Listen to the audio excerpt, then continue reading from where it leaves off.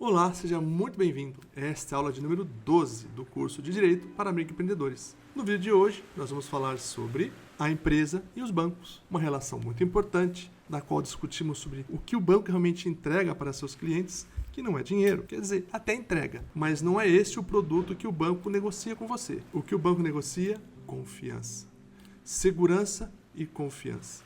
E o que é que dá retorno para o banco? Os empréstimos que ele faz. Então, se torna uma ferramenta muito importante para essa relação, para as empresas, os bancos, porque eles às vezes, ou por muitas vezes, fazem com que a empresa possa ter um recurso adicional para alavancar os seus negócios. Então nós vamos estudar um pouco dessa relação sobre o viés jurídico, mas sem falar de lei, de jurisprudência, de questões latim. Aqui a gente vai olhar para aquela situação mais de entender como essa relação funciona e o que nos interessa para o direito. Qual é o papel dos bancos no sistema financeiro como um todo? O banco não vive de guardar dinheiro, afinal, guardar dinheiro por si só e depois ser retirado não dá recurso algum para o banco. O que dá resposta ao banco é o empréstimo, porque o banco é intermediador de recursos financeiros. Ele empresta de uma pessoa e empresta de novo para outra. Então ele recebe de alguém que vai ser guardado dinheiro e empresta para um terceiro. E para isso, ele está oferecendo a confiança e também rentabilidade, liquidez e segurança ao mercado. Por isso, toda operação bancária ela é muito pensada e direcionada para a palavra de risco e retorno. Então, os bancos desempenham um papel central no sistema financeiro porque eles intermediam essas relações entre quem presta e quem precisa emprestar. E para esses recursos entre quem está poupando e para quem toma crédito, que são sinônimos. E promovem, portanto, o crescimento econômico e a sustentabilidade monetária. Veja que o banco não empresta o dinheiro dele, na verdade, né?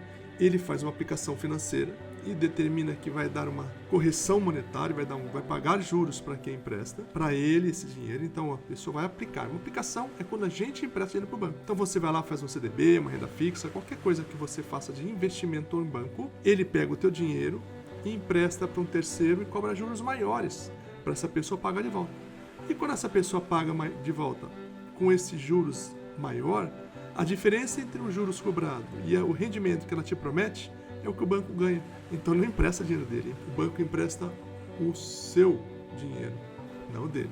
Dito isso, vamos à próxima função do banco. E como funciona então esse crédito empresarial? O crédito empresarial é uma linha de financiamento concedida por instituições financeiras para empresas investirem em capital de giro, expansão ou até mesmo compra de insumos e máquinas. Para aprovar um crédito, o banco avalia o histórico da empresa, relatórios contábeis, faturamento, o seu score, a capacidade de pagar de volta o que vai emprestar, se tem garantias que ela pode oferecer, ou seja, analisa todo o risco dessa operação. E esses recursos são emprestados têm que ser pagos com juros em prazos definidos em contrato, podendo variar conforme o tipo de crédito e análise de risco que o banco faz. E como é que são essas garantias que o banco exige para fazer esse empréstimo? Geralmente ele faz um aval, ele coloca os próprios sócios e os bens dos sócios para responder, ou melhor, para serem garantidores da operação, ou então ele faz o que nós chamamos de alienação fiduciária. Então essas garantias servem para quê? Para reduzir o risco da operação de crédito do banco, oferecendo para ele então uma forma de recuperar o valor caso haja uma grande inadimplência. Então o aval é uma garantia pessoal. A pessoa física ou até mesmo outra empresa vai lá e se responsabiliza pelo pagamento caso a empresa não consiga cumprir a obrigação que ela combinou com o banco. Já a alienação fiduciária é uma garantia real, ou seja,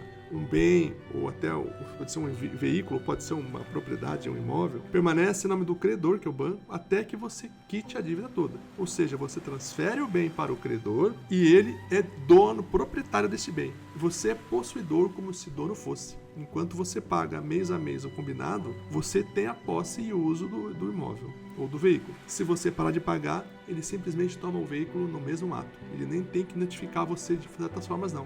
Se ele tiver que executar essa dívida, claro que tem toda a questão jurídica, né? Que tem a necessidade de você estar notificando, mas essa notificação, olha, é só se for executar, se for fazer uma expropriação judicial, né? Fazer uma busca e apreensão, se é um imóvel, por exemplo, é muito comum o banco não avisar, ele tomar o bem, paga às vezes alguns impostos de IPTU atrasados e já foi para um leilão extrajudicial. Você vai descobrir que o seu imóvel não é mais seu porque tem um leilão em cima da própria propriedade.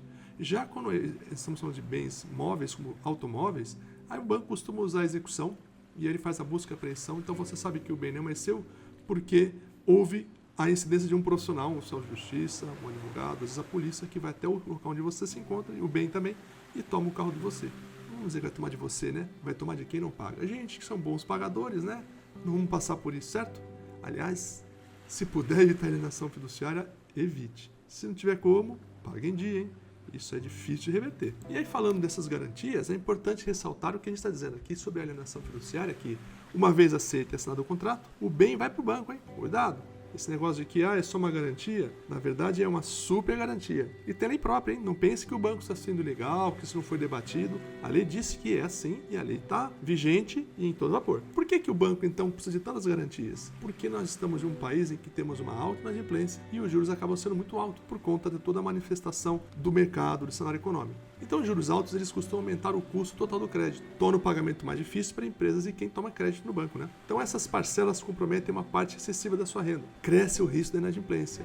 E daí, não pagando as dívidas, a gente já sabe, lá se vai a garantia. Para compensar esse risco, os bancos costumam elevar ainda mais os juros, gerando então um ciclo negativo de acesso ao crédito. Fica cada vez mais difícil conseguir crédito no banco. Na verdade, quando alguém deixa de pagar um empréstimo no banco, os novos empréstimos virão com juros mais altos para cobrir a inadimplência do outro empréstimo. Por isso é muito importante a gente tentar quebrar essa cadeia, mudar a mentalidade das pessoas de pagar os empréstimos em dia para que os juros sejam mais acessíveis a todos. Então a inadimplência prejudica a todo mundo, não só aquele que deixou de pagar o seu empréstimo feito no banco. E como é que funciona então essa alienação fiduciária? O bem financiado, como carro ou imóvel, é transferido para o credor como garantia, embora continue em sua posse. Por vezes, eu estou fazendo empréstimo de capital de giro e o banco faz o quê? Ele transforma um bem seu em garantia numa alienação fiduciária. Então, você está é o famoso vou refinanciar meu carro, vou refinanciar minha casa, né? Então, o devedor ele pode usar o bem normalmente, é como se dele fosse, mas ele não pode vender, né? Porque, na verdade, ele tem a posse. Mas a propriedade só volta para ele quando ele quitar a dívida toda. Tendo uma inadimplência, o banco pode tomar o bem de forma mais rápida e extrajudicial. E aí, é muito difícil reverter. Afinal, você não tem como pagar a parcela, quanto mais todo o débito, que o banco acaba exigindo toda a dívida. Perceba que o banco tem muitas vantagens nessa relação. Quando a gente está emprestando dinheiro, quando você está investindo, quando você está tomando empréstimo e pagando, parece que o banco sempre leva melhor, né? Mas na verdade, é tanta inadimplência, é tanta gente, tantas relações atípicas, que o banco acaba criando mecanismos e mais mecanismos para se proteger. Mas nem tudo é flor para o banco, não. Vou mostrar para vocês que o banco às vezes também é punido por certas atitudes que não são corretas. Veja só. O banco tem a responsabilidade objetiva pelos danos causados aos seus clientes, em razão da falta de prestação de serviço, por exemplo. E um exemplo típico é, por exemplo, o cheque. Se o cheque é devolvido de forma equivocada, tem saldo e o banco simplesmente devolve por um erro de processamento interno, gera dano moral. Isso já é simulado, hein, gente? Então, muito cuidado. Se você teve um cheque devolvido com saldo em conta, verifique se não foi um erro do banco. Não foi, lógico, assinatura errada, a data, qualquer informalidade incorreta ou imprecisa no próprio documento não gera esse dano moral. Mas se você fez tudo certo, passou esse cheque a um terceiro e ele voltou por qualquer razão, sem qualquer motivo aparente, por erro de compensação, aí você pode entrar com uma ação que você vai ter o direito ao dano moral porque é uma súmula. É tira e queda. Se bem que no direito, né, gente, nada é certo. Tudo é um possível. A gente fala de grandes chances, menores chances. Pode ser que sim, pode ser que não. Mas a súmula acelera e facilita o processo. Então, o banco, quando erra, deve indenizar quando é uma cobrança indevida, uma fraude bancária, um saque não autorizado, protesto ilegal ou uma negativa injustificada de crédito. Por exemplo, um cheque devolvido também, como nós falamos, né? Essa indenização, então, pode incluir danos materiais e morais, independente de culpa do banco, hein? Porque não precisa falar, mas ele errou, mas podia não ter errado. Não, errou, tchau. Isso chama-se responsabilidade civil objetiva. A subjetiva tem que entender se teve culpa do banco, se ele realmente teve realmente intervenção, mas nesses casos é tiro e queda. Errou, deve indenizar. E aí, nós temos que lembrar o seguinte, os bancos tentaram por um tempo dizer que a relação entre o cliente e o banco não era de relação de consumo, porque a gente sabe que o Código de Defesa do Consumidor, ele traz muitas benesses ao consumidor. Ele estreita a relação e tem muitos artifícios jurídicos que auxiliam a uma relação entre o consumidor e o fornecedor, porque a lei é baseada simplesmente pelo fato de o consumidor ser a parte mais frágil desse negócio. Então você negocia com um grande magazine, com um banco que também está incluso, e aí você diz que não tem relação de consumo, é o Código Civil puro, é quase como se estivesse igualando um consumidor ou um correntista com um banco. A relação é muito desigual. A partir do momento em que você pega o contato de um banco e você não tem como alterar as cláusulas, ou você assina o contrato para ser correntista, ou sim ou não, assina ou não assina para você ser correntista, já começa por aí a fragilidade. Então, entrou sim Código de Defesa do Consumidor contra banco, e vamos ver agora como é que a lei diz isso. A súmula 297 da STJ determina categoricamente que o Código de Defesa do Consumidor se aplica sim a instituições financeiras. Então, clientes bancários são considerados consumidores e têm todos os direitos dessa legislação, como prática de cláusulas abusivas, ilegais, prestação de serviço inadequada. Então, o banco responde objetivamente pelos danos causados, deve reparar, independente de culpa, o defeito no serviço. E tem uma coisa muito interessante, hein? Quando se fala em Código de Defesa do Consumidor, o ônus da prova acaba sendo invertido. Por quê? O banco, o fornecedor, tem muito mais condição de prover provas para provar qual é a situação da relação do que o consumidor. Sendo assim, por vezes o consumidor ele alega o que ele precisa, ele demonstra onde está o problema, mas quem tem que provar que não teve o problema é o banco. E isso é importante porque se você analisar friamente uma relação entre duas partes, quando eu alego alguma coisa, quando eu acuso, entre aspas, alguma situação, eu tenho que provar por quê. Eu não posso ser judiciário e falar, ele me bateu. Tá, qual é a prova? Se não tem provas, não posso fazer nada. Veja como é importante essa inversão do ônus na prova, porque eu vou à justiça dizer que o banco me prejudicou e cabe a ele provar que não teve prejuízo algum, e não eu provar que ele me prejudicou. Então isso é muito importante e óbvio que faz sentido na questão dos bancos. Afinal, toda a relação que existe entre as partes, no que diz respeito não só ao dinheiro que entra e sai, mas todo esse processamento é 100% de cuidado do banco.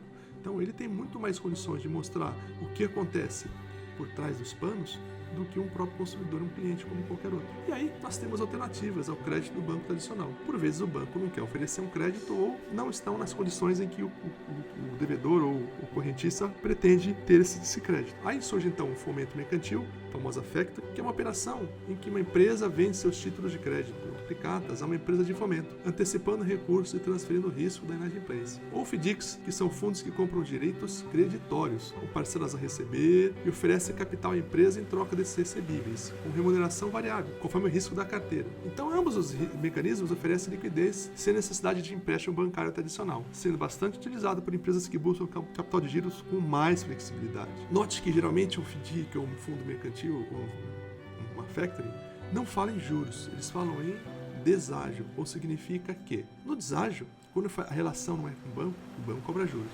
Quando é uma factoring ou um FDIC, ao invés de eles olharem para o valor emprestado e põem juros, eles olham o título que você tem a receber e te dá um valor menor. Essa diferença chamada de deságio é o quanto este fundo vai ganhar para segurar esse título que ele está antecipando para você. Então, por vezes, é interessante porque ele é mais rápido, menos burocrático e, por vezes, ele atende a necessidade momentânea da empresa. Agora, cuidado você empresário.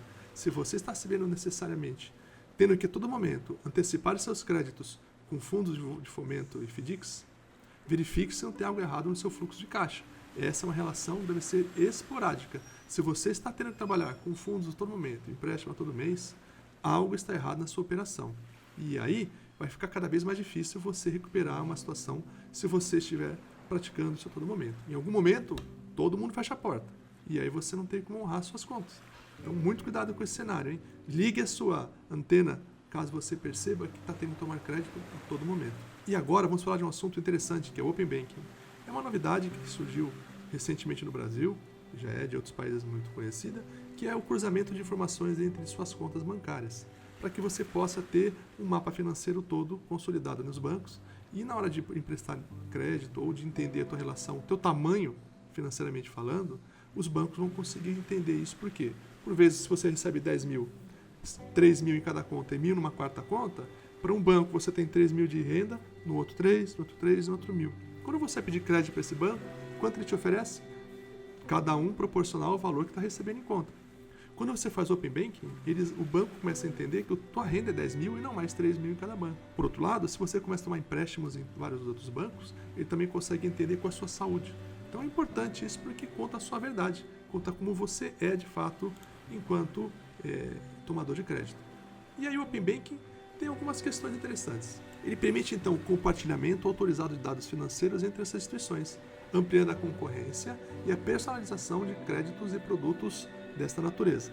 Com acesso a informações reais do comportamento financeiro, essa palavra-chave, como histórico de movimentação, pagamento e investimentos, os bancos conseguem avaliar esse risco do crédito com mais precisão e justo, porque eles vão entender melhor a tua realidade. E isso favorece, então, para quem tem pouco histórico bancário tradicional, permitindo condições melhores e acesso mais amplo ao crédito, mesmo fora dos grandes bancos. Veja que o Open Banking ele não prejudica o seu sigilo, que os bancos eles têm uma plataforma tecnológica desenvolvida pelo Banco Central para trocar esses dados e são dados específicos, tá? Só para entender a tua saúde financeira, a tua movimentação financeira. Todo o resto é preservado, de acordo com a legislação vigente no país, Marco Civil da Internet, LGPD e leis afins. E por fim, umas considerações finais. Os bancos detêm grande poder na economia, pois eles controlam o acesso ao crédito, o que influencia diretamente a nossa capacidade de crescer, de inovar e sobreviver. Essa relação muitas vezes ela é assimétrica. O que significa isso? Os bancos colocam taxas e mais taxas e mais taxas, exigem cada vez mais garantias e cada vez mais exigem mais burocracia da gente. E principalmente de pequenas empresas e aquelas médias que têm pouca margem para negociação. Por outro lado, com o avanço de fintechs, o open banking, alternativas como FDIC e Factoring, esse poder tende a redistribuir, promovendo maior equilíbrio e autonomia empresarial. Isso porque, por vezes, quando o banco não dá crédito, uma Factoring dá, uma fintech também oferece crédito com linhas mais agressivas. Então, com isso, melhora a competitividade do mercado, porque a gente fica até menos refém dos bancos do que antigamente.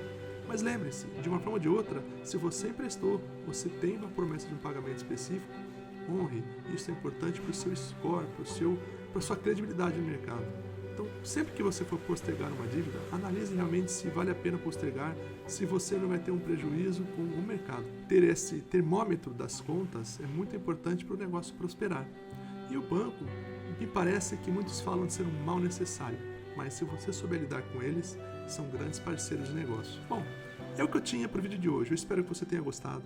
Não esqueça de compartilhar o vídeo, deixar o like, ativar o sininho, se inscrever no canal e comente aí o que você está achando dos vídeos, o que você entendeu, o que você tenha dúvidas. Fique à vontade, eu estou aqui para isso mesmo. Eu espero que tenha gostado. Fica ligado que logo já vai ser outro vídeo, hein? Então, até a próxima, hein? Um abraço.